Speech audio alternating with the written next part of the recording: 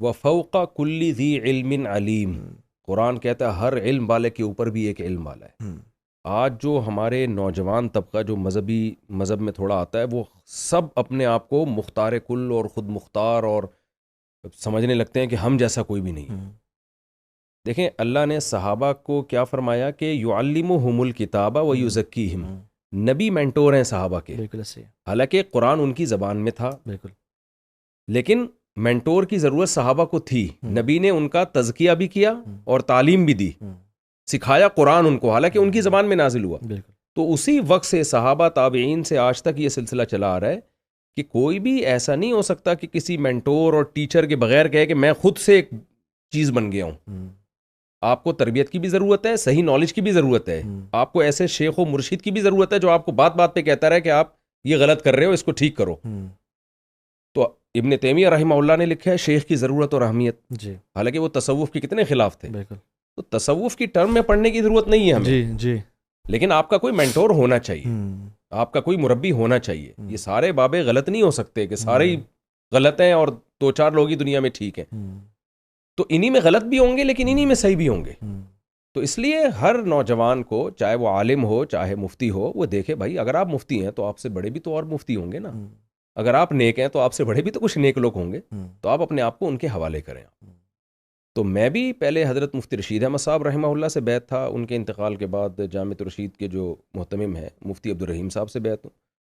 तो अगर वो मुझे किसी चीज़ पे कह दें कि ये आप सॉरी करो, तो मैं सॉरी करूँगा। हाँ, नाजायज़ चीज़ में किसी की इताअत नहीं करनी है। लोग अक्सर ये कहते हैं अच्छा ये लोग तो शेख परस्त और पीर परस्त होते हैं।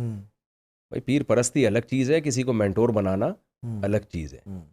इल्म ये मान लेना कि इसका इल्म मुझसे ज़्यादा है, लिहाजा इसका तजर्बा, इसका तकवा, इसके मशवरे को मैं वैल्यू दूँ, ये एक अलग चीज़ है। किसी चीज़ में साबित हो जाए कि ये नाजायज़ था तो फिर हम नहीं मानते। मुफ्ती रशीद अहमद साहब रहमहुल्लाह मेरे पीर व मुर्शिद थे। उनके जो अहसनुल फतावा उनकी किताब है, उसमें एक फ़तवा उन्होंने लिखा था, तो हमने उसके ख़िलाफ़ फ़तवा दिया।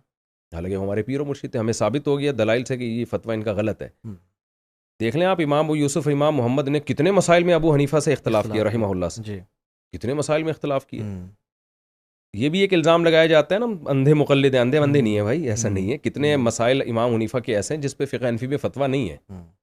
अक़ीक़ा इमाम हनीफ़ा के नज़दीक सुन्नत नहीं है, लेकिन सब उलमा कहते हैं सुन्नत है। तो ऐसा मेंटोर किसी को बनाना, जैसे मैंने बनाया या आपका भी कोई मेंटोर होगा, तो किसी बड़े को, सीनियर को, उससे राय लेना, ख़ुद मुख्तार ना बनना, ये बहुत ज़रूरी है।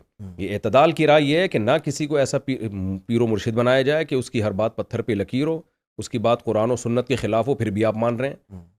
अगर मैं पीर परस्त होता तो मैं 2 शादियाँ तो कर ही नहीं सकता था, क्योंकि मेरे जो शेख और मुर्शिद हैं वो 2 शादियों के हमेशा ख़िलाफ़ रहे हैं। अच्छा अच्छा। वो इसलिए नहीं कि शरीयत के मुखालिफ, वो कहते भाई ये काम बहुत मुश्किल है और इस ज़माने में जो दीन की खिदमत में लगे हुए हैं, 2 शादियाँ करेंगे तो क्या हालात होते हैं, उनके दीन से रह जाएंगे। तो मैं तो उनसे भी इसमें बहस करता था कि हज़रत इसकी ज़रूरत है, और कुरान और सुन्नत में जब है तो है। मौलाना शरीफ थानवी रहमतुल्लाह अलैह, उनके लोग मुझे मलफूज़ात भेजते थे कि वो कहते थे इस ज़माने में 2 शादियाँ नहीं करनी चाहिए। हम जवाब में कहते थे मौलाना शरीफ थानवी रहमतुल्लाह अलैह, हम उनकी खाक के बराबर नहीं, लेकिन अल्लाह के नबी ने एक काम किया है, और लक़द कान लकुम फ़ी रसूलिल्लाहि उस्वतुन हसना। तो नबी जब आ गए तो बस ख़त्म हो गई बात ना। तो फिर इस्लाम ने क्यों तरगीब दी है? तो पीरो मुर्शिद का ये मतलब नहीं होता कि उसकी अंधी तकलीद करनी है और शरीयत की बात को पीछे रख के उसकी बात को फॉलो करना है, ये मतलब नहीं है। जो जिन चीज़ों का तरबियत से ताल्लुक़ है उसमें उसको फॉलो करना है, और जिस चीज़ में वो माहिर है उसमें अपनी राय को उसकी राय पे छोड़ देना है। बास चीज़ों में उनको महारत ज़्यादा होती है, तो आप ये मान लें कि मुझे कम महारत है, उनका तजर्बा, उनका इल्म, उनका तकवा ज़्यादा है, तो इस मानने में खैर होती है। तो खुद मुख्तार नहीं बनना और शरीयत साज भी नहीं बनाना किसी को। ये बैलेंस है, ये इतदाल है जिस पे हमने चलना है।